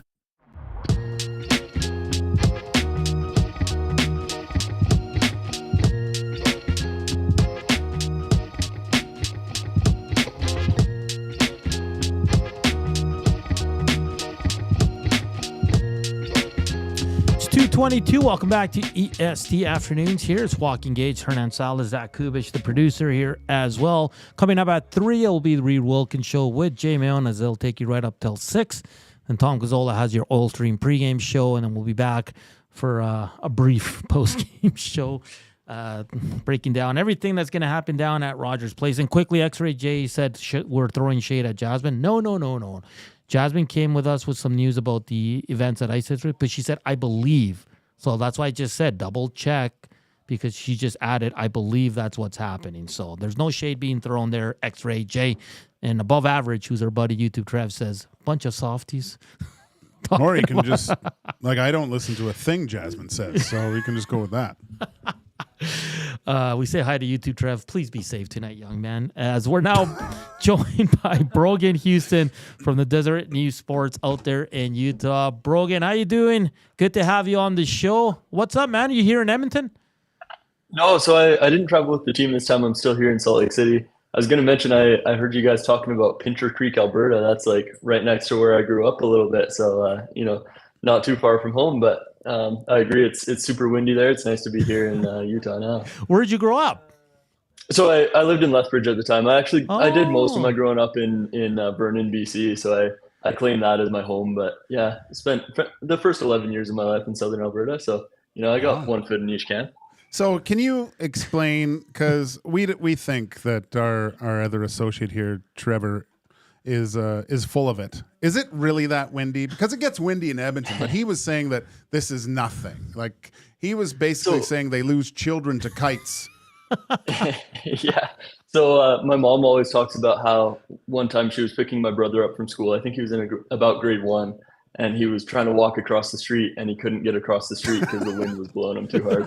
He was a small kid. He might have been 5 years old, and probably 20 pounds soaking wet. But it's windy. I didn't realize how windy it was till I moved out to the Okanagan and realized, hey, there's I can miss the net playing road hockey and the ball doesn't come back to me. What's going on?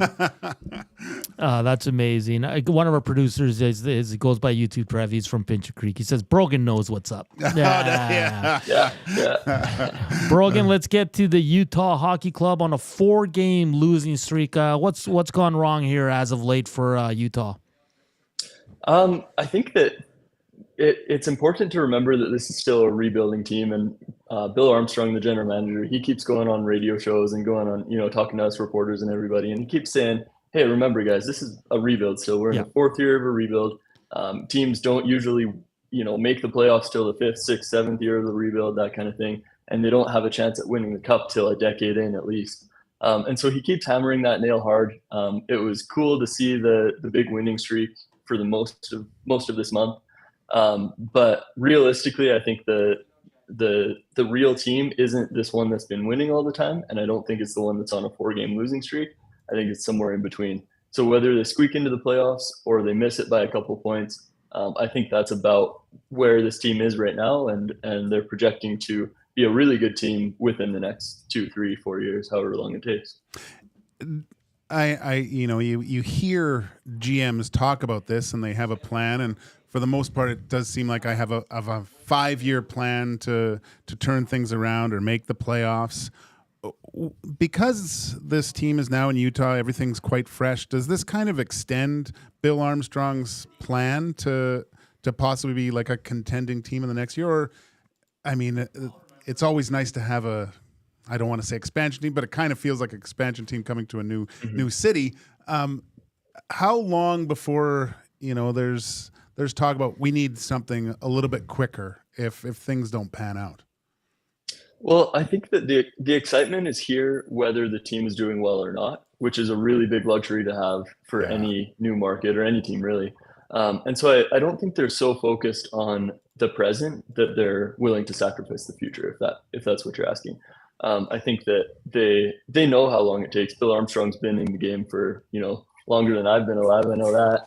And so, he knows what he's doing and he knows that this is a process. This is not something that you can sacrifice, the next 3 or 4 years so that you can, exit in round 1 this year. I don't think that's something they're willing to do. And so I think they're trying to play the long game here. Brogan, Jackson Stauber will get the start tonight. He's played in 3 games this year. He still hasn't lost in regulation. .928 save percentage, 196 goals against. It sounds like Connor Ingram is heading down to the minors for a quick conditioning stint there. But what can you tell us about Jackson Stauber? Now, a really small sample size, but the numbers look good after 3 games. Yeah, and I'll add that this is his second really small sample size that's looked really good in the NHL. He played 6 games with the Chicago Blackhawks. Yeah. He only lost once. He had a really good save percentage, goals against, all that kind of stuff, as he does now with the Utah Hockey Club. So this is his second short but good stint. I do think that he is probably an NHL backup goalie if we evaluate it properly. Whether that means that Connor Ingram, goes back into the lineup and Stauber goes back down for a bit, and then maybe they switch places if Ingram doesn't hit his stride, or maybe another opportunity comes for him to play elsewhere or whatever it may be. I do think he belongs in the NHL. I'd probably compare it to like an Archer Shelovs in Vancouver where, he was NHL ready for most of his AHL time. And then eventually just the opportunity came. And then he became a full-time NHL goalie. And yeah, he's been up and down a little bit now that Demko's back. But, I think it's that kind of a situation where he probably belongs on the bench in the NHL. Starting the occasional game and getting his reps in, because I mean he had that 6-0 win over Vegas in his Utah HC debut. That's what I'm trying to say. He's just been excellent since, and he's a really good kid. Really salt of the earth kind of guy. His dad played in the NHL as well, so he knows what he's doing, and I do think that he'll be a full-time NHL goalie at some point. Last game against the Utah Hockey Club with the Edmonton Oilers, it was quite a good game. Came down to a really good goal by Nugent Hopkins. Kind of I would say a measuring stick game for the Utah Hockey Club. Is that kind of how they're looking at to see how they match up against a team like the Edmonton Oilers, who are one of the favorites to win the Stanley Cup this year? I definitely think that that's how we media are measuring it, based on those games against those teams that have had deep playoff runs and that kind of stuff. And they've beaten a few of them. They beat Minnesota and they beat Colorado, and they've and obviously Vegas that I talked about. So they've beaten some really good teams, and I think that we like to use that as a yardstick. But like I said, I don't think that management or the coaching staff are getting their feet above the skis here, or whatever the saying is. It seems like they're just trying to stay level-headed, trying to, not make too much of any win, not make too much of any loss, that kind of thing, and just stay even-keeled, and they'll pick up the wins when they can and see where it gets them in March, April. Brogan Houston from the Deseret News Sports out there in Utah joining us here on EST Afternoons. Just a few more for you. How important has it been to have a guy like Mikhail Sergachev there? It was a great pickup in the offseason, a guy who, he's been there, done it all at the NHL level, a cup winner. But, we always watch him play with Utah, and we kind of just love the guy. He's such a great player. What has he meant to this team so far in this young season? Let me put it this way. If the team introduces like team MVP awards and that kind of thing at the end of the season, I'd be shocked if he didn't win that one, the team MVP. he has been their best player, and it's not even close. If they didn't have him in the lineup, they would be competing for a draft lottery ticket right now, not a playoff spot. He plays 24, 25 minutes almost every night. He's been a key part of the offense. He kills penalties, he blocks shots. He's a warrior. He always is positive. You never hear a negative word out of his mouth. And he really tries to help the guys stay even keeled. And that's something that he took from his 2 Stanley Cup championships in Tampa, and he's brought here to Utah. And keep in mind that most of this roster is really young, and a lot of them don't really realize yet what it takes to win. And so he brings that experience. Even though he's only 26 years old, he brings that experience. He plays on the ice. Obviously one of the best players that Utah will ever see, probably. And yeah, he's just been the MVP, really. Dursey still injured. I've always I've liked his game and tracked his progress.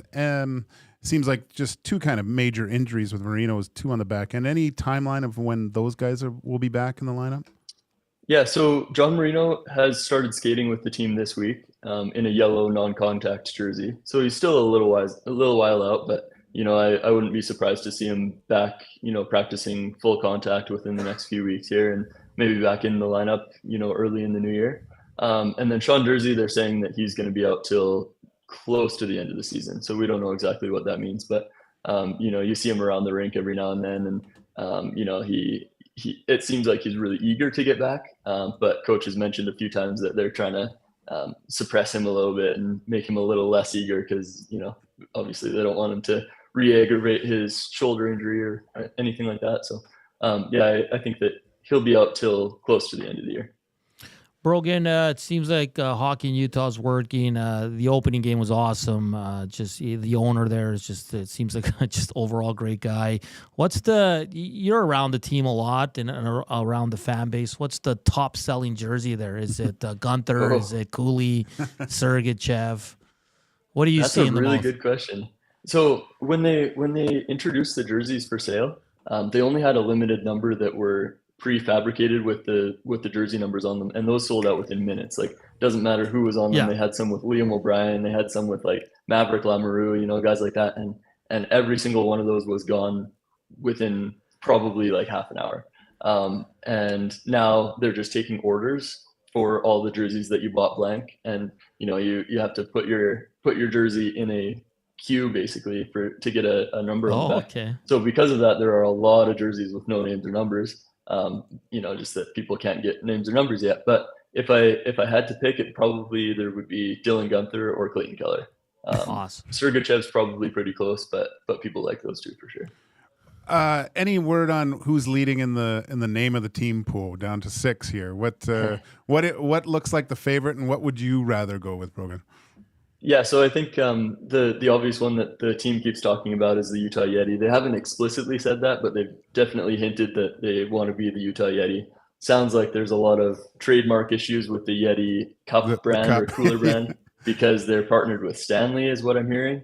And so there's just that rivalry or that competition between the two, and neither one wants to concede much.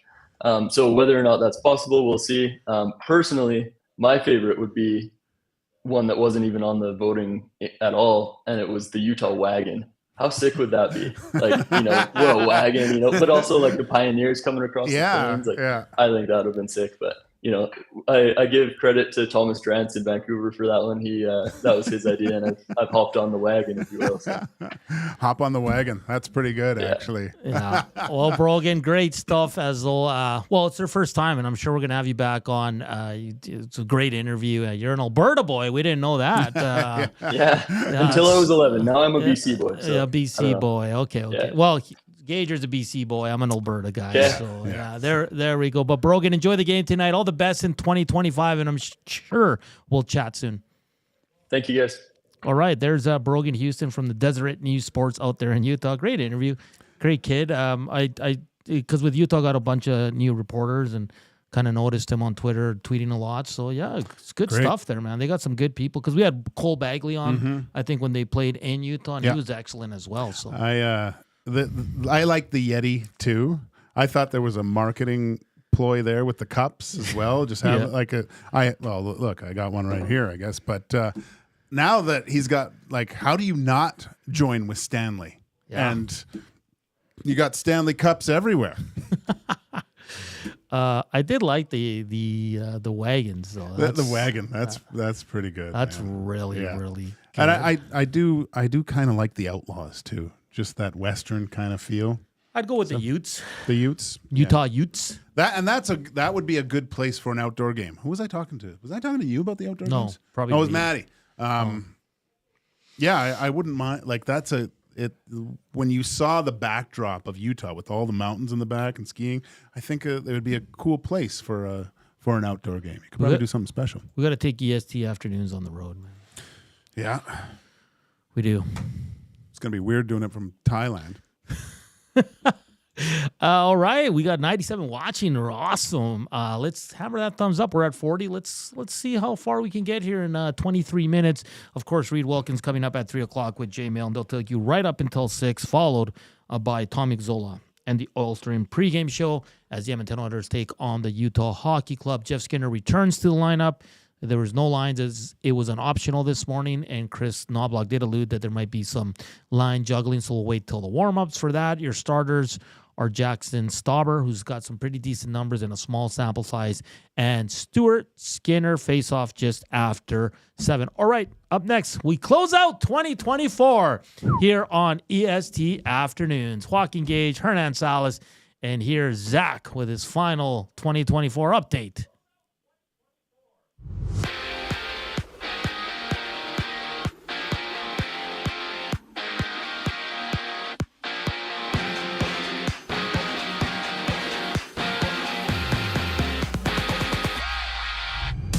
Jeff Skinner makes his return for Edmonton when they play Utah to send off 2024, and you can tune into the GCL Diesel Oil Stream pregame show with Tom Gazzola and Hernan Salas just an hour before puck drop right here on EST. And right now, the Golden Knights are up 2-1 in their game against the Canadians in the third, and out east, Finland's up 3-0 over Latvia midway through the final frame before Canada takes on the United States, and Czechia plays Sweden elsewhere. Ezekiel Elliott of the Cowboys has requested to be released from the team after spending 8 of his 9 years in the NFL with Dallas. And on the court, the Raps are down 74-48 against the Celtics, while the Bucks trail the Pacers 83-64, having both games in the third. The final segment of the year here on EST Afternoons comes just after the break. I'm Zachary Kubusch, keeping you in the loop. Your home for live music and great performances is the River Cree Resort and Casino. When I'm up, I can't get down, can't get down, can't get level. Don't miss Canadian singer-songwriter Alan Doyle as he brings the East to the West, January 17th. I said, hey, hey, it's just an ordinary day, and it's all your state of mind. Get your tickets at River Cree Resort and Casino. River Cree Resort and Casino. Excitement, bet on it. Celebrating 70 years in the signage industry, William Huff Advertising is the most recognized name in the game. An in-house, one-stop shop for all of your design, print, and installation needs. William Huff provides quality graphic solutions for everyone. Here in our City of Champions and throughout the nation, they are the preferred signage partner entrusted by many of the biggest corporations, pro sports teams, and organizations to bring their identity to life. Recognize the name, get in the game. WilliamHuff.com. You want the heavy hitters on your team, both on and off the ice. If you've been injured in a car accident, call the heavy hitters of injury law. James H. Brown and Associates, Alberta Injury Lawyers. With over 200 years of combined injury law experience, their precedent-setting lawyers are ready to help. Locally owned and proud Edmonton Oilers fans, James H. Brown and Associates wants to support you with their unrivaled experience, unrivaled results, and unrivaled commitment. When accidents happen, head to jameshbrown.com.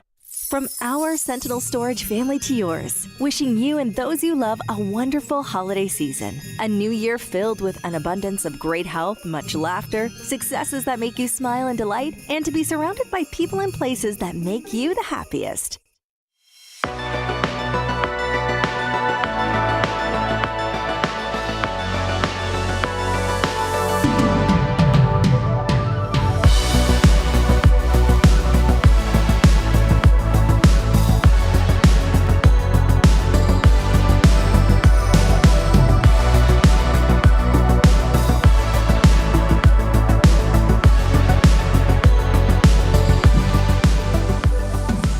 9:41. Welcome back to the last segment on EST Afternoons for 2024.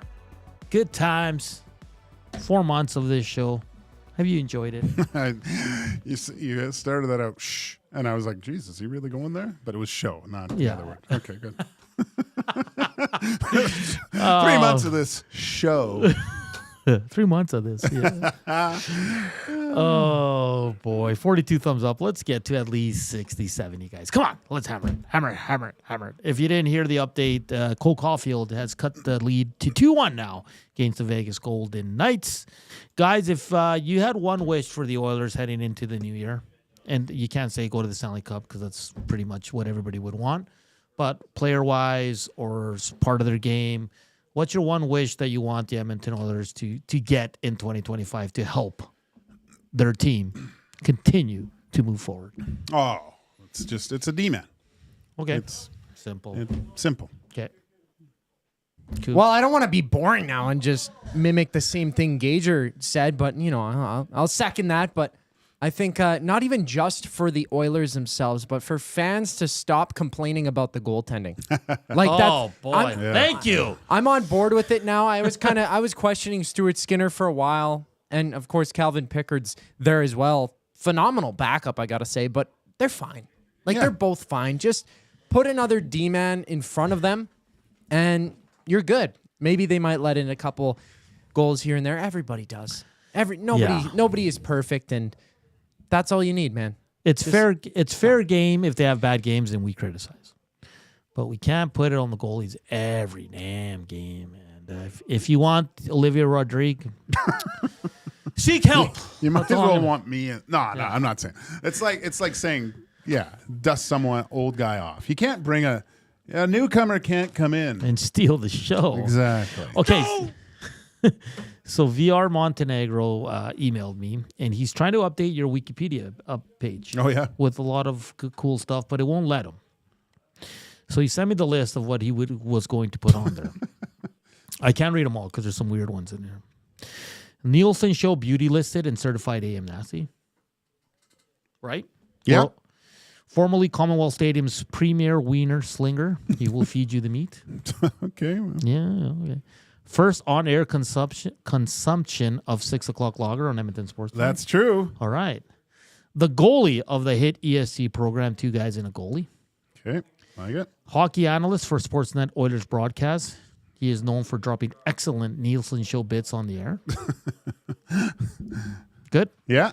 He's a financial advisor of some regard with K4 Financial. He can guarantees to make you money or he will pay you in leftover meat. I can't guarantee to make you money. But I will guarantee that your fees will be quite low. Okay. First overall selection in the Nielsen Show draft of bald people and subsequent winner of aforementioned draft. I drafted myself, yes. Former cable guy, to quote Chip Douglas, free cable's the ultimate aphrodisiac. It is. All right. Esteemed commissioner of the first-rate F1 Fantasy League after including a well-earned 2023 Constructors Championship to one Matt Cassian. Yeah. Justice for Cass. Judge of Scalding Hot Takes on the Nielsen Show. He shall be referred to only as judge or your honor while serving in this capacity. Okay. Cousin by marriage to swerving Mervyn Fernandez. True. We've been together for 4 months. How the hell did I not know this? I've said it a million times. No, I've never heard you say this. Yeah. Crazy. Me and Swerve. Swerve. The original Swerve. The original Swerve. Yeah.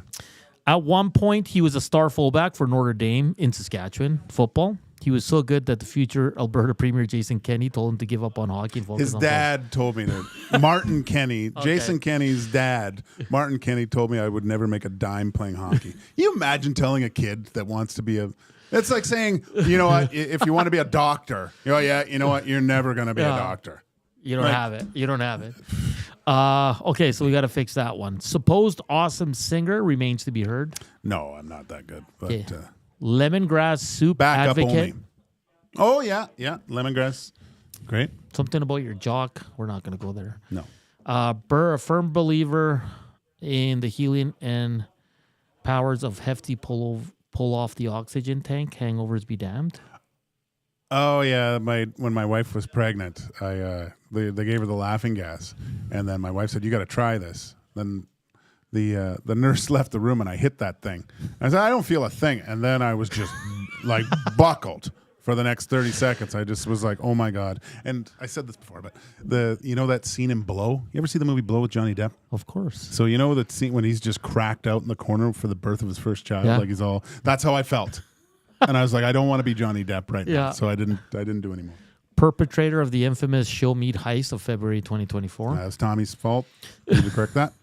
Occasionally wears his Italian Euro hockey jersey into Spinelli's in hopes of getting free meat. It's not true, but I'll try that. Bonded in a goalie union with Tommy Salo over steaks at Ruth's Chris. Oh yeah, okay. That was every road trip. That was good. Consummate acting professional with considerable range. Gage is blessed with impeccable comedic timing and 2 good ACLs. Well, 1 good ACL. Timing is not always there. Okay, home brewmeister and creator of the 2-pad stack pills. Yeah. Thoughts on being a playoffs black ace, Arby's beer and golf. Yeah, that's true as well. Former Sunshine Boy after getting recruited at Heritage Days in 1990. That's the most important one. I think that picture's at my in-laws' place. I got to go rooting around for it. Smoker, born with the nickname. That's true. Hit by a vehicle as a youngster and used the settlement money to buy a sweet whip. Yeah. Yeah. Got my first 4Runner. My 89 4Runner where the backs came up and the big roll bar. Yeah. Oh, that was cruising Kitts Beach a lot. That is amazing. I didn't know that one either. Beat up a kid while playing hockey in Sweden and was front page news that there's a crazy Canadian goaltender. That's another true one. Undefeated against the Wild and Canucks. That's right. Has more wins in Edmonton than NHL Hall of Fame goaltender Gary Price. That's true. Cried watching Harry Potter marathon after his roommate moved out. Very recent. Thanks for reminding me. Number 1 fan of Enigma and Aaron Rodgers in general. Probably, but it's fascinating to me. There's a bunch more here, but... that's good. Yeah. That's good. Mexican food lover, we all know that. Who doesn't? Okay, so you're okay with a lot of these. We just got to change the Kenny. Yeah, to Martin Kenny, not okay, not his offspring. We got to go back. You were hit by a car? Well, no, I was in a car. The guy turned down Seymour Street on a one-way. I hit the windshield. No seatbelts back then. You can see the scar right here. You can really see it. And the settlement money when I got it when I turned 18 and went and picked up a sweet 4Runner. Oh boy, manual. That's too funny, man. That was great. Easy says, "Go get Shesterkin and Saros." Yeah. Dream on. But that's a very good job by VR Montenegro. Thank you, VR. He wanted to update it, but for some reason they won't let him. And so that's good stuff. Like I said, there's a few other ones there, but one I definitely can't read on air. But you probably shared it on air. That's all. That's how I knew. Yeah. So I know what he's talking about. Yeah. So good stuff there. A Joaquin Gage Wikipedia update from VR Montenegro. All right, guys. 2024 is a wrap. Just if we had that brief discussion on the Riverhawks. If you haven't gone to a game, their website is actually quite cool because they have some drone footage of the stadium and things going on, just to give you a glimpse of actually what goes on at those games. That'll make you want to go. Just watch it. Just their homepage on their website. It's fantastic. Yeah, it's great stuff. The summer here, there's so much to do. Oh, so much to do. Yeah, I look out the window and it's blistering snow. I know. Only 3 more months until it melts. Hey, we're almost halfway there. Yeah. It's not too bad. And then days are going to start getting a little longer. Yeah, this month always kind of drags, but the end of January, like middle of February, you just notice it might be 6 o'clock and the sun's still up. That's nice. Great. I love that. Oh, you know what was brutal is when I was playing in Europe and we'd come back home and it would be kind of, playoffs would maybe be starting or whatever here. Season's over a little bit earlier there. And my buddies and I, guys that I know play hockey that were over there, we'd meet up somewhere. And for some reason, it would be hot and sunny. There'd probably still be snow on the ground, but it would just be like a plus 15 day or something like that. And we're just like, oh my, this summer is going to be epic. And we drink way too many beers, and then the next day it would snow. And I'm just like, oh, what happened here? But those first patio beers on a warm day where our bodies aren't acclimatized to heat yet, so you're just sweating. But it's one of my favorite days is the first day that you can go to a place and, hey, can we sit on the patio? And they're like, yeah, sure. Yeah, it's great. I love the summer. I love being in the sun. Like, that was one of the best parts about working for the Elks. I was outside of practice. All the time, yeah. Well, I'll be honest, in May, June, like, some players were like, I thought you guys said it was hot here. Because it was so bad for those first 2 months. And then it got really hot, and they're like, this is not even hot. Yeah. I'm like, it was like 35 degrees.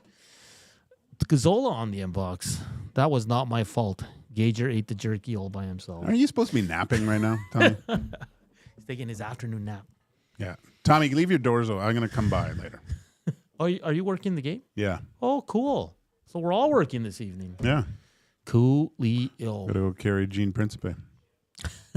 Well, guys, this has been a hoot. First 4 months. I mean, I didn't know. You never know what to expect, right? No. I thought Dusty would fire me for sure. I got the call that you were going to be joining me. I thought it was, the best partner they could have picked. I think we're doing some good things, Gager.